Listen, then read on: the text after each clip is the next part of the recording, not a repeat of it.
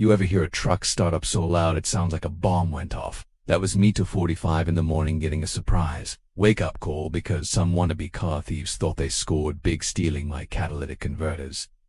Joke's on them. They were worthless.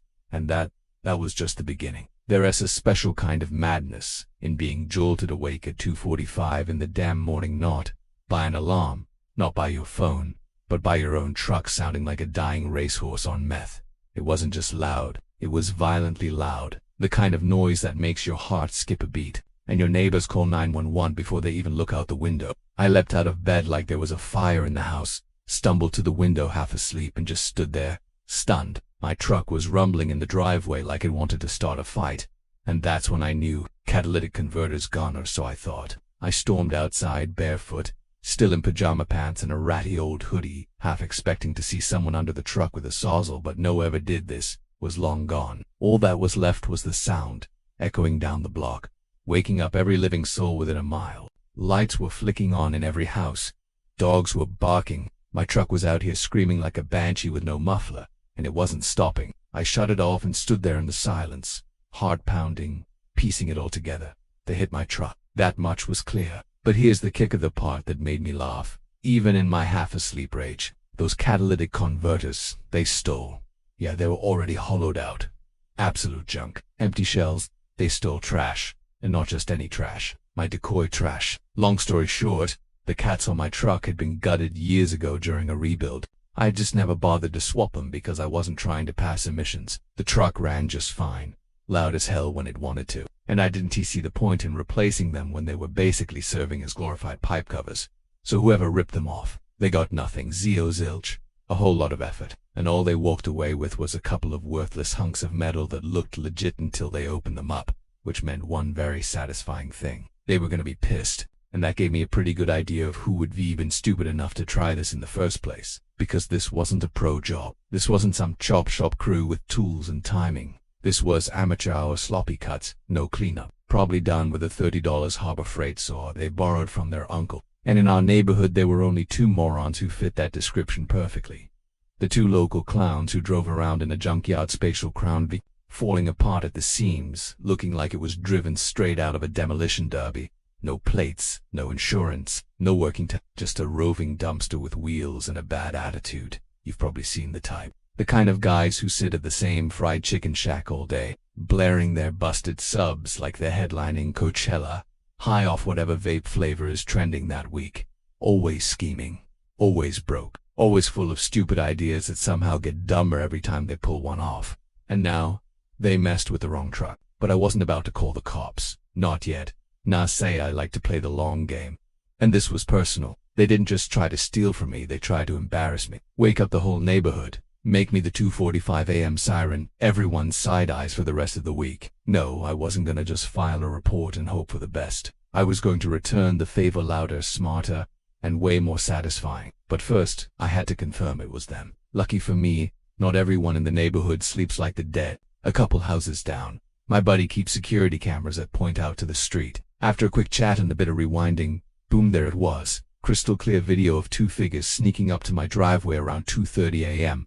One of them holding what looked like a tiny reciprocating saw. I could tell by the limp and the ratty beanie. It was them. 100%. And right there, parked just up the street. That busted-ass Crown Vic. Plain as day. Idiots didn't even try to hide it. Didn't park out of sight, didn't wear masks, didn't check for cameras.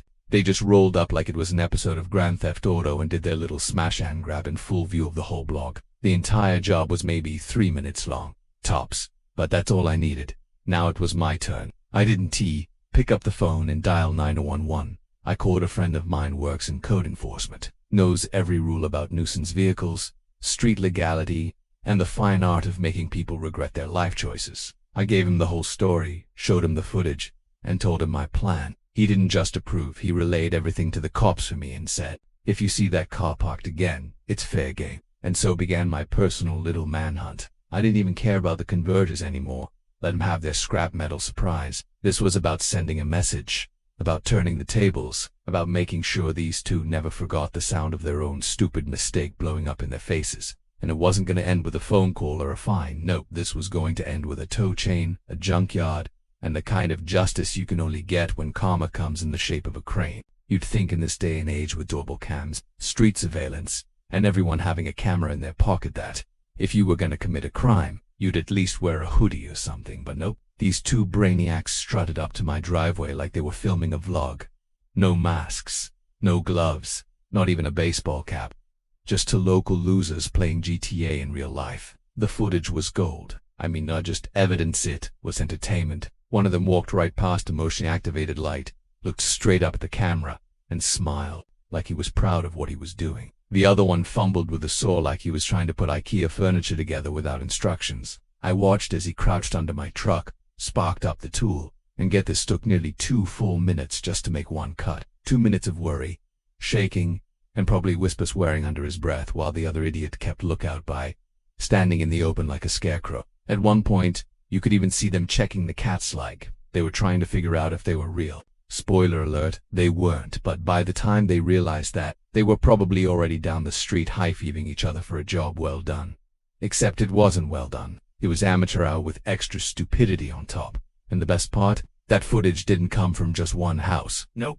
Turns out, 3 of my neighbors had cameras angled right at my driveway from different directions. Between them, we had full coverage, approach, theft, getaway. Eva caught them climbing into that junkyard Crown Vic squeaky doors, busted taillights, no license plates, and the kind of rattling sound system that announces, "Hey world, we're broke and dumb." Now, let me tell you about this Crown Victoria. It used to be a cop car, way back in its prime, but now it was a rotting relic of forgotten dreams. The paint was peeling, half the trim was missing, and the muffler dragged low like it was too tired to fight anymore. There were so many decals half scraped off the sides, it looked like someone had tried to turn it into a Ghostbusters mobile and gave up halfway. And like I said, no plates, none, just a naked bumper daring someone to pull them over. Except they never parked it long enough for anyone to care. They always kept it moving, like a shark in open water, lurking around neighborhoods like ours looking for easy targets. And somehow, they thought my truck was one. These kids weren't exactly new to the scene either. We'd all seen them before, loitering, blasting music, chain-smoking outside that greasy chicken shack down the road. They were always there. Morning, noon, and night, hanging out like they were running the joint, living off mystery money and cheap vape clouds. Every town's got a couple of them. Legends in their own minds. Always scheming. Always circling the drain. But now I had more than just suspicion. I had footage, I had times, I had every angle of them committing the crime, and I had their crappy getaway car on full display. Most people would have handed that to the cops and called it a day. Not me. I handed it to my friend in code enforcement. See, you can't always hit people back the way they hit you. Sometimes, you've got to get creative. Think like a chess player, and I wasn't trying to play checkers here. I wanted a checkmate, the kind that sticks. The kind that makes them wish they never laid eyes on my truck in the first place. So I told my buddy everything, showed him the videos, gave him the backstory, even pointed out that this wasn't just a vandalism issue. This was a rolling public nuisance. A car with no registration, no tags, no insurance, no working taillights, and no ownership trail. An illegal vehicle operating in plain sight. That's when the plan started to form. If we couldn't prove the theft just yet, we could nail them on the car. And in this town, a junker like that breaking half the municipal codes was basically begging to get towed, especially if it parked somewhere it wasn't supposed to. So I waited. I kept an eye out, drove around a bit, checked the usual spots, the chicken shack, the empty lots, the back roads near the trailer park where they squatted. It didn't take long. Within 2 days, I spotted it. Crown Vic, parked crooked on a dead-end street, no tags, rattling in the breeze like it was held together by sheer willpower. I made the call, and my guy gave me the green light. "Do it," he said. "Tow it." No warnings this time. This wasn't just revenge anymore. This was legal, official, on paper. And these two idiots had no idea what was coming. They probably thought they got away with it, that they were slick, untouchable, but the wheels were already turning literally, because their car, it was about to go for one final ride, straight to the police station, and then to the scrapyard, where it would meet a glorious, twisted metal end, and I'd be the one driving the truck that towed it there. Game on. There's a difference between owning a junk car and driving a straight-up felony on 4 wheels. These two, they were doing the latter. That Crown Victoria wasn't just old, it was illegal, and not in a technicality kind of way. I mean full on. This thing should have been impounded 5 years ago. Levels of illegal. Let's break it down. First off, it had no license plates, none. Not even the fake paper kind you print off the internet and hope no one looks at too closely. Just two rust-stained bumpers with empty screws where the plates used to be. If you squinted, you could see the ghost of some expired tags that were probably peeled off in a parking lot. Second, the one was busted out completely, and the other flickered like a haunted house bulb. Turn signals didn't exist. Brake lights were a maybe. The whole rear end looked like it had been rear-ended at least twice, with duct tape doing most of the structural work. Then there was the sound system. I don't even know how to describe it without sounding like an old man yelling at clouds. But imagine the most blown-out bass you've ever heard multiplied by a speaker box held together with zip ties and drywall screws. Every time they pulled up somewhere, it rattled the windows of nearby houses like an earthquake, and it wasn't even good music. Just this low, distorted thump that made your ears want to crawl into your skull and hide. This wasn't just a car, it was a rolling violation, a traveling trash fire on tires. And they treated it like it was some kind of Labujet Batmobile cruising the neighborhood like they were gods among men. Problem was, gods usually have insurance, or at least registration. These guys not even close. Word around town was that they'd bought it off someone years ago. Cash deal, no paperwork. So every time they drove it, they were committing a fresh crime. But that didn't stop them. They rolled around like they owned the place, puffing smoke clouds out the windows that didn't roll up properly, by the way. Sometimes the doors wouldn't even close all the way. You could literally see them bounce on their hinges every time the car hit a pothole. And around here, that's every block, they had this whole we don't care attitude. Always at that same chicken shack, just lounging in the parking lot like it was their office, sitting on the hood, eating wings, vaping, blasting garbage music, and swapping stories with the local burnouts. It was their hangout spot, their safe zone. Except everyone in town knew exactly who they were and what they were up to. And while they thought they were untouchable, reality was starting to close in. Because in this town, people talk, and I wasn't the first person they'd messed with, just the first who decided to do something about it. See, they weren't just stealing catalytic converters. They were hitting mailboxes, grabbing bikes off porches, even rummaging through tool sheds when folks weren't looking. Little stuff, petty crimes, but over time, it added up. Enough that when I started asking around, neighbors practically lined up to tell me their own run-ins with the duo. One guy said he caught them trying to yank a lawnmower out of his garage in broad daylight. Another claimed they tried to flip his niece's scooter at the park. Someone else said they offered to detail his truck for $50, then just sprayed it with a hose and stole the tire caps. Real class acts. And always that same Crown Vic. Like a signature, which is what made it so satisfying. When I finally saw it parked in a spot it wasn't supposed to be, it was like seeing a trophy buck walk into the middle of an open field. Everything about that moment screamed it's time. I didn't hesitate, called it in, got the green light, hooked it up. And let me tell you, towing that thing felt like pulling a corpse out of a swamp. It groaned, it creaked, the tires were half flat, and I swear something leaked as it rolled up the ramp. But once I had it hitched, that was it. No turning back. I took it straight to the police impound, let them run the veng, and watch their eyebrows go all the way up when they saw how deep the rabbit hole went. Over a decade of no registration, thousands owed in back fees, a previous owner that hadn't seen the car in years, and no legal proof that the current owners had any right to it. Yeah, the officers said, looking over the paperwork, we're not giving this back. They couldn't.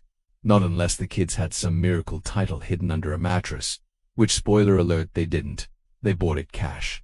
No questions asked. That car was never going to see the road again. In fact, the cops said it was junkyard bound. No legal value. They were starting paperwork for a black title, basically a certificate of destruction. Once that was processed, the car would be crushed, scrapped, erased from existence. Perfect. Now all I had to do was wait for the show. When most people get wronged, they want immediate payback. Fire, fury, chaos, the emotional purge. But me, I prefer something slower, more surgical. I don't just want them to feel pain, I want them to understand exactly why they're re-feeling it. Piece by humiliating piece. And now that their clunker Crown Vic was off the streets and waiting for a final trip to the junkyard, I had the upper hand.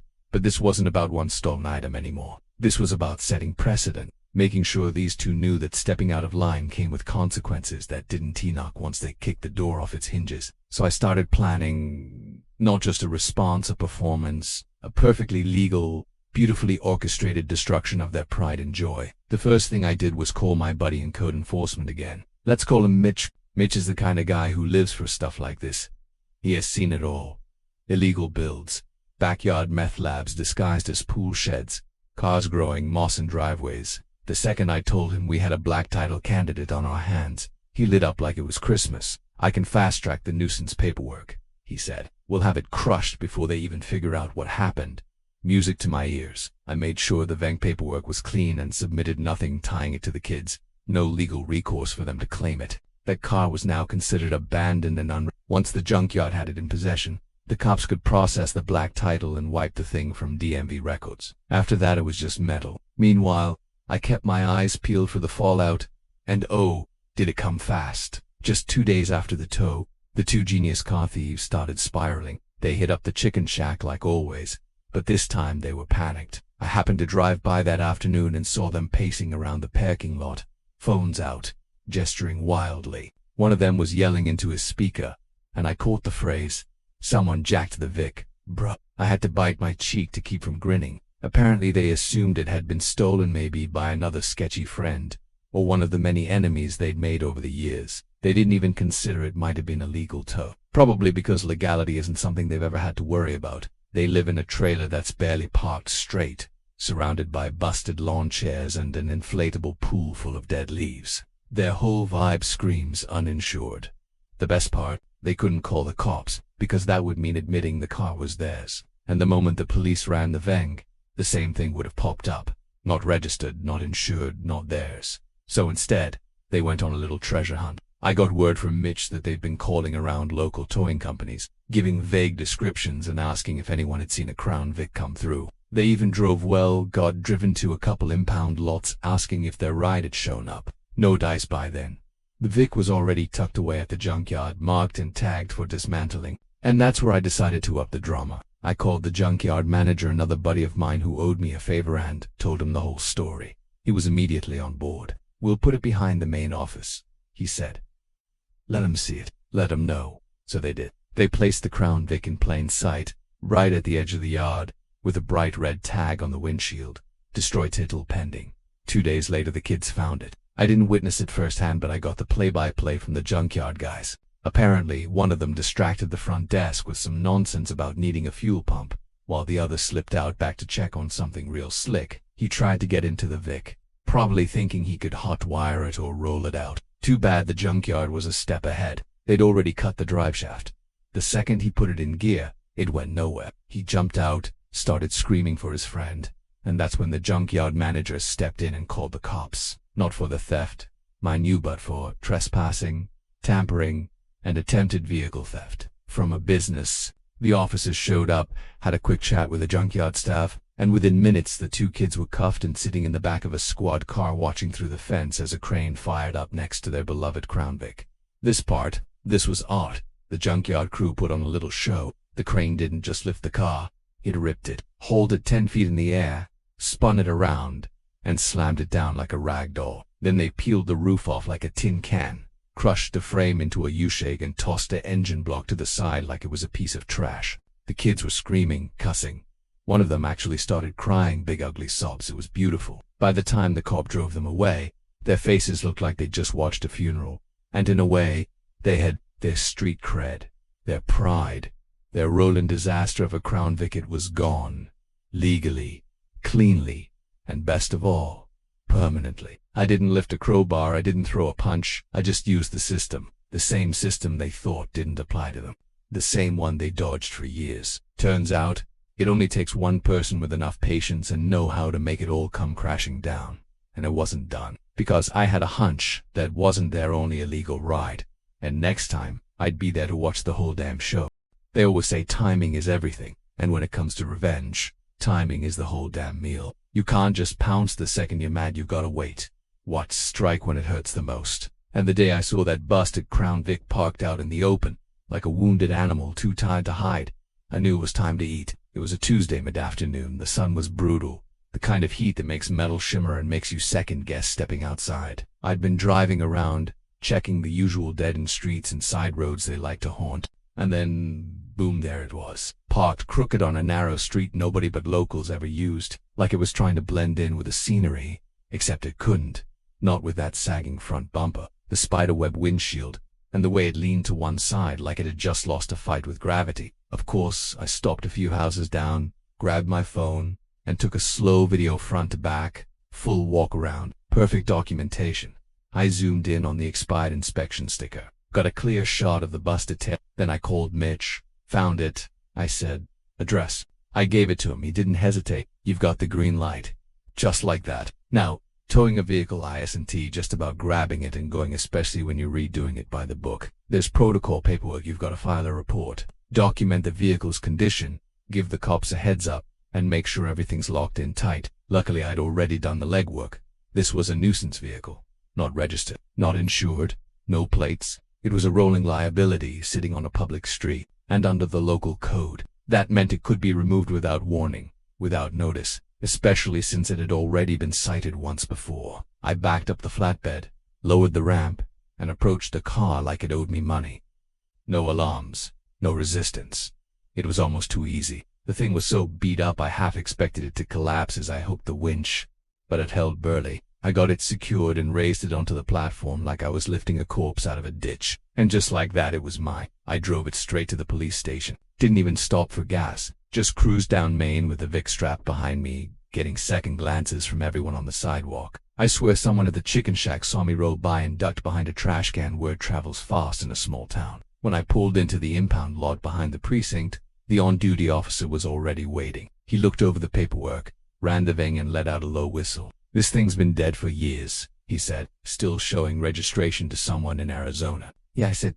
"Kids bought it off someone without a title. Never registered it. It's a ghost car." He nodded, then scribbled something down. "All right, we'll start the process for the black title. Shouldn't take long. You want to drop to the junkyard." You read my mind. By now it was official. The Vic was in the system. The kids couldn't claim it, couldn't prove ownership, and definitely couldn't rescue it. This was no longer their car. It was a liability, a pile of parts, and it was going to meet the claw of justice real soon. But the aftermath, that was the real win. Later that night, I got texts from a couple of people who'd seen the whole thing go down. Apparently, the kids came back to that same street around 7 p.m., probably to pick up their car, and found nothing but an empty patch of gravel. No broken glass, no oil trail, just ... They called up half their friends, blaming each other, convinced one of them had borrowed the car as a prank. One of the guys walked up and down the block screaming into his phone, pacing like a sitcom dad who lost the TV remote. The other just sat on the curb staring at the spot like he was willing the car to materialize. But it didn't, because by then, it was already in line at the junkyard parked next to a pile of scrap metal and tagged for disposal. They spent the next day calling around tow yards, cops, city offices, but everywhere they went, they hit a wall. Because unless you have the title or any legal claim to a vehicle, you're just another idiot looking for someone else's property. The Vic was as good as unclaimed luggage. By Friday, they were desperate. Someone tipped them off that the junkyard might have it, and they rolled up looking like they were about to star in a heist movie. Hoodie up, backpacks slung, eyes darting. They did the same old routine. One distracts the front, the other goes around the back. Only this time, the junkyard staff were ready. They'd seen the footage, they knew the story, and they weren't about to let round to go down unnoticed. Before the kid could even touch the driver's door, 2 workers intercepted him. They called the cops immediately, not for stealing their own car, but for trespassing and tampering with property they didn't own. That made it easy. No debate, no defense. The officers showed up fast. They already knew the kids from previous run-ins, and this time, there was zero sympathy. They got cuffed on the spot, and the cherry on top. As they were being loaded into the squad car, the junkyard team decided to give them a parting gift, a live demo of what was about to happen to their car. The crane rolled out, the arm lifted, and in a moment of cinematic timing, the claw came down and ripped that Crown Vic apart. Roof peeled back, doors twisted like candy wrappers, front axle cracked in half. They didn't just crush it, they shredded it, with the kids watching from the back seat, faces pale, mouths open, poetic. They were out of jail a couple days later, slapped with fines and a warning. Nothing too serious, but serious enough to sting. And now, they're quiet, real quiet, haven't been seen cruising the streets. No thumping music, no chicken shack hangs. I did a drive-by past their trailer just to see what was uphand. Sure enough, there's another car in the driveway. Some beater Jeep Liberty. No plates, no tags, same deal. Guess what? I've already started the paperwork. There's something eerie about watching people go quiet after a storm. You expect retaliation, drama, some final, desperate play. But the two kids, after that Crown Vic got torn apart like wet cardboard in front of their faces, they disappeared. It was like someone hit mute on their whole existence. No more music shaking the chicken shack's windows. No more strutting through gas station lots like they owned the place. They went dark. At first I thought they might have finally learned their lesson. That maybe, just maybe, watching your only ride get mangled by a crane while you sit cuffed in a police cruiser does something to a man. But no, these two weren't built for self-reflection. They were just regrouping. It didn't take long to see the signs. One evening, just before sunset, I passed by their trailer out of curiosity. And there it was, parked in the same patch of dirt beside the rusted-out BBQ grill and the stack of broken lawn furniture, a Jeep Liberty. Faded paint, sagging bumper, windows tinted so cheap they were peeling. Another junker. But the real kicker, no plates. Again, you'd think they would have learned after the first fiasco. But no, these clowns had replaced one illegal ride with another, like they were swapping out light bulbs. I slowed down, checked it out from a distance, and yep, same story. No registration stickers, no tags, just a sun-bleached for sale sign still in the rear window, like they forgot to peel it off after whatever Craigslist Bacardi deal they made to get it. I didn't do anything right away, not because I didn't want to, but because this time I wanted to do it better, cleaner, faster, and in person. I already had their blueprint. Unregistered vehicle, no plates, parked in public. It's game over. All I had to do was catch that Jeep out in the wild, driven or parked where it shouldn't, and it was mine. But I wanted to be sure. So I spent the next few days watching, waiting, letting them dig their hole a little deeper. Sure enough, I caught them cruising down a back road late one afternoon, Jeep rattling like a loose toolbox. One taillight out, windows down, just the two of them vaping away, like the Crown Vic tragedy had never happened, like the town didn't already have a file on them thicker than a phone book. This time, I didn't even call Mitch. I already had a tow order pre-approved and ready for anything without plates. All I needed was the right moment, a clear street, no crowd, no chance for them to plead, argue, or run. That moment was coming, fast, and when it did, I'd be there with my truck, with the straps. And this time I was going to stay for the show, because this wasn't just about payback anymore. This was about pattern recognition. These two didn't operate on fear or remorse. They operated on habit, and habits don't break until you snap them at the knees.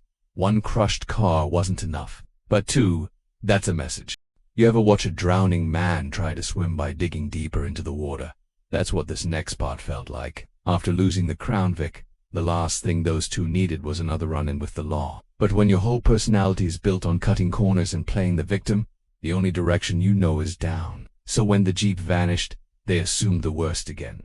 And this time, they were right. See, I caught them slipping. They parked it overnight in a school lot. Why? Who knows? Maybe they figured no one would tow it off public property if it wasn't bothering anyone. Or maybe they were just lazy and ran out of gas. Either way, I saw it while heading home late from work and I didn't hesitate. Took a picture, sent it in, got the clearance. And that Jeep, it was gone before sunrise. By the time the kids noticed, the space where it had been was already marked off with cones by a janitor. Nothing left but an oil stain and a couple crumpled Monster cans. Same story, different car.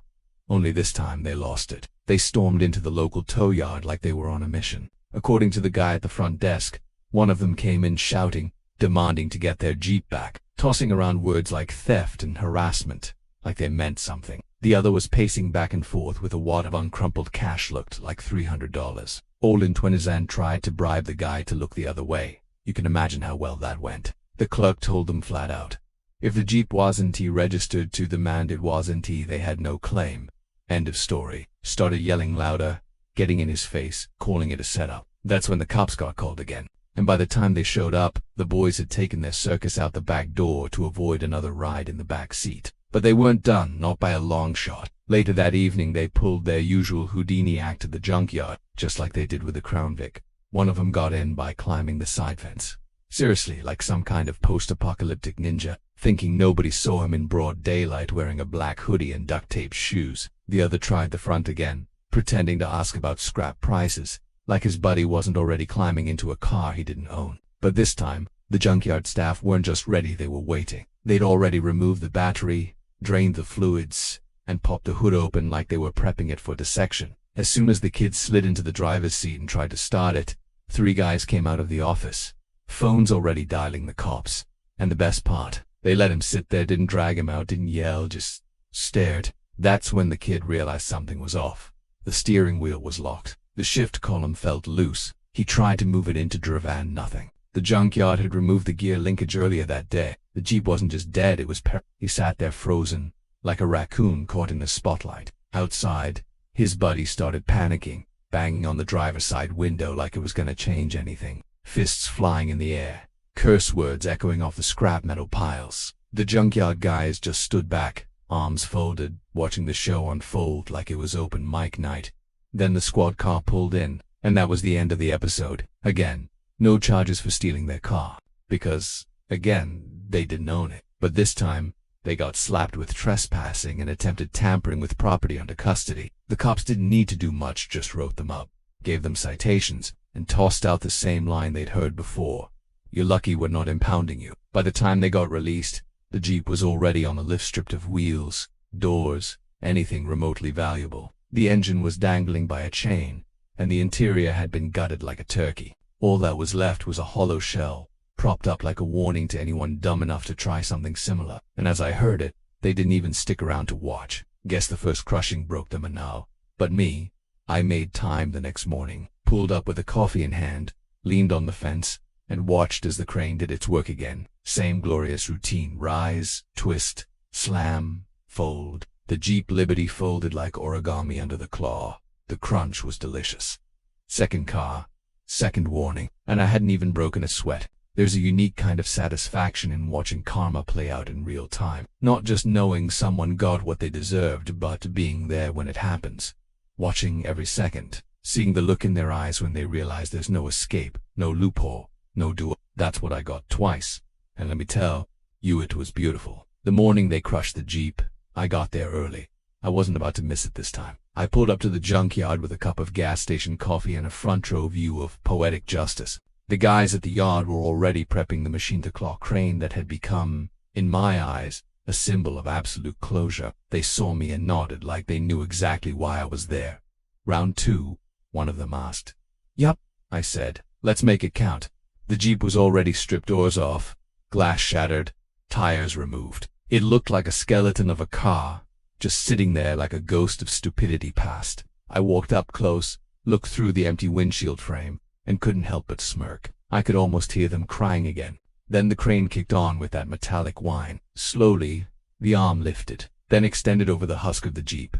The claw opened wide, fingers like iron jaws, and came down with zero hesitation. Clang it, grabbed the Jeep like it owed money, and then it lifted, not gently, not carefully. It yanked that Liberty 5 feet into the air, tilted it sideways, and slammed it back down onto the pile like a chef slapping meat onto a cutting board. The sound echoed across the yard.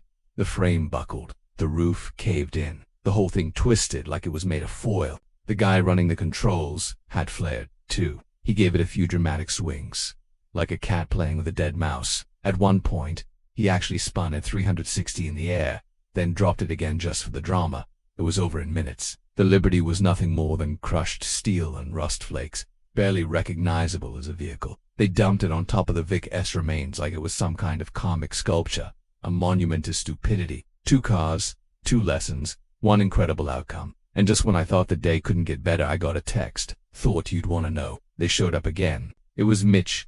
Apparently the kids had made one last pathetic trip to the station to report harassment, claiming someone was targeting them by stealing their vehicles. No evidence, no paperwork, no leg to stand on. The officer at the front desk didn't even entertain it. Just looked at them and said, "You mean those unregistered junkers that got legally towed and crushed because you don't know how to follow the law?" They left without saying a word.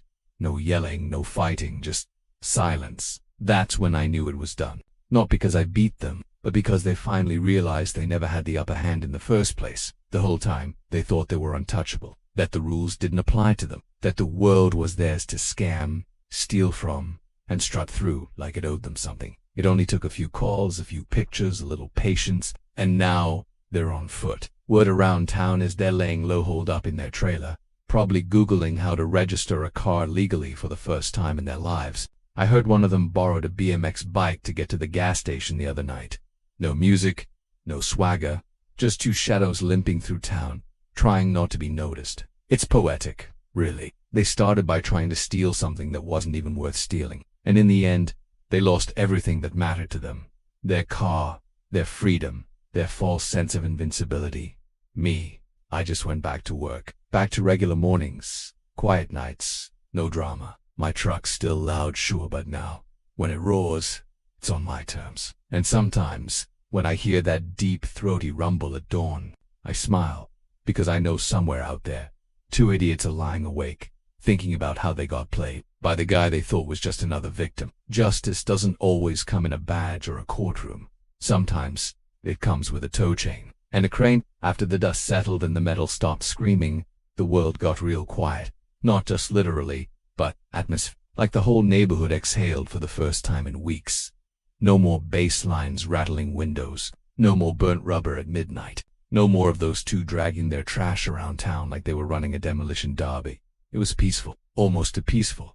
The kind of silence that doesn't last. Because people like them, they don't disappear. They lay low, lick their wounds, wait for the next opportunity to crawl back into the spotlight. Same bad habits, new packaging. And sure enough, a week later, that silence cracked. I drove past their trailer again, just out of habit now, really, and there it was another vehicle, sitting half off the driveway, crooked like the others before it. A different color, sure, different shape, but the same vibe. Beater body, rust on the wheel wells, missing rear view mirror, no plates, of course, a blue Jeep Liberty. Not the same one, this one was worse. A dented hood, balding tires, back seats filled with old fast food bags and soda bottles. And when I slowed down for a look, I noticed something tucked under the windshield wiper.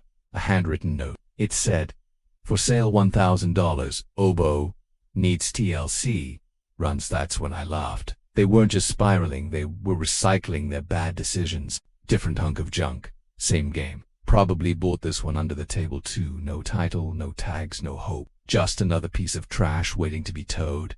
I didn't jump on it right away. Why? Because sometimes, the best revenge isn't fast. It's watching someone repeat the same mistake, while knowing exactly how it's going to end.